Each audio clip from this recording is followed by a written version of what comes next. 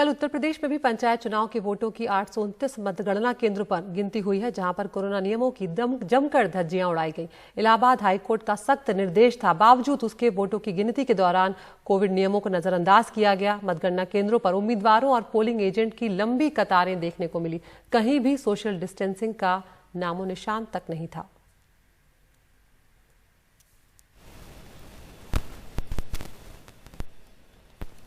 और ये जो आप देख रहे हैं, ये दरअसल आपको याद रखना होगा कि मद्रास हाई कोर्ट ने क्या कहा है। आपको ये भी याद रखना होगा कि जो इलाहाबाद हाई कोर्ट है वो क्या कह रही थी। यूपी में पंचायत चुनाव की काउंटिंग के दौरान लोगों की भीड़।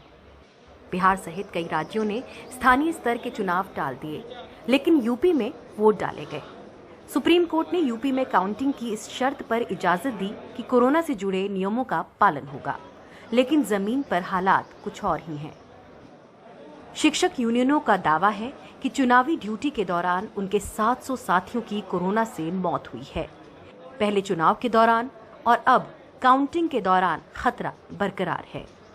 ग्रेटर नोएडा की दादरी में काउंटिंग सेंटर पर एक बंद कमरे में मतों की गिनती हो रही है। मतगणना में जुटे लोगों को उम्मीदवार और उनके समर्थकों ने घेर रखा है। पुलिस सोशल डिस्टेंसिंग का पालन करवाने की कोशिश करती नजर आ रही है। उन्होंने चालान भी काटा है, लेकिन काउंटिंग रूम उनके अधिकतर क्षेत्र में नहीं है। कोविड महामारी को देखते हुए जो भी प्रोटोकॉल बने हैं उस प्रोटोकॉल का पालन करिए, मास्क को पहने रहिए, सोशल डिस्टेंसिंग का ध्यान रखिए। Returning officer Atul Kumar Soni counting शुरू होने के लिए तय समय से 4 घंटे की देरी से पहुंचे। उनसे जब सोशल डिस्टेंसिंग का पालन नहीं होने पर पूछा गया तो अपने तर्क देने लगे। एक क्षेत्रों में 10-10 लोग, 12-12 लोग जो है एक पद के लिए खड़े रहते हैं, तो इसलिए थोड़ा सा बेहतरी हो जाती है। बाहर क्यों नहीं हो सकती काउंटिंग? पूरे उत्तर प्रदेश में पंचायत इलेक्शन की काउंटिंग के दौरान कोरोना गाइडलाइंस की धज्जियां उड़ी हैं। सोशल डिस्टेंसिंग तो दूर, कई लोग मास्क के बिना भी आए हैं।